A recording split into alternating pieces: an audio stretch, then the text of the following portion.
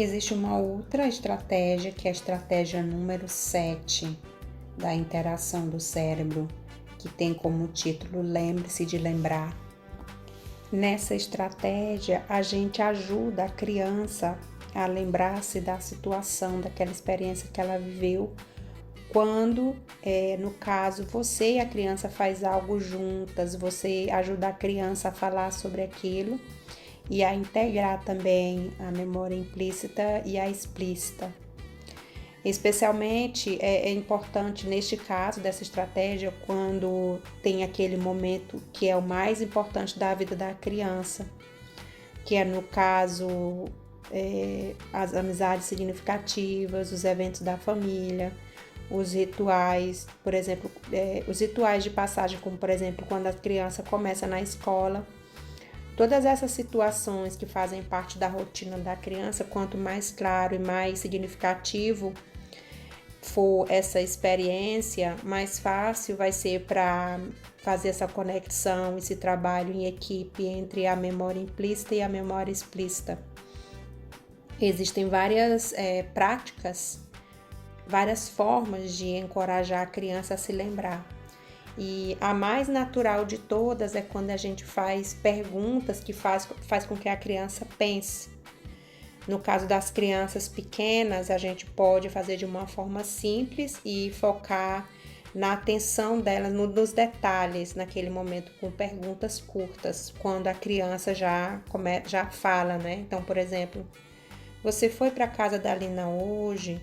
O que aconteceu quando a gente chegou lá?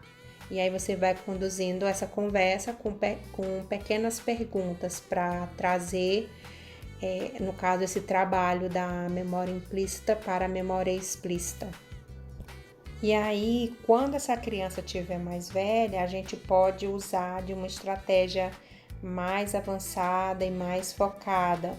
A gente pode perguntar sobre algum problema que aconteceu com um amigo ou uma professora, sobre uma festa que aconteceu, os detalhes do treino de futebol que aconteceu.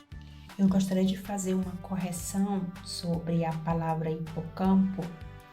Durante o podcast eu falei algumas vezes hipocampus, mas é porque no livro, como ele está em sueco, a palavra hipocampus, mas eu já tinha observado isso quando eu fiz a pesquisa sobre o hipocampo, e eu tinha visto a palavra hipocampo, mas como eu estava focada no livro, então eu acabei falando algumas vezes hipocampos.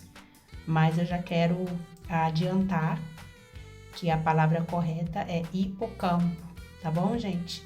Um abraço e a gente se vê no próximo podcast. Até mais! E no caso, essa escrita do diário não é só pelo fato da criança escrever ali a história dela, mas ela vai ajudar no processo da criação do significado, que melhora a capacidade dela de entender a sua experiência do passado ou alguma experiência do presente.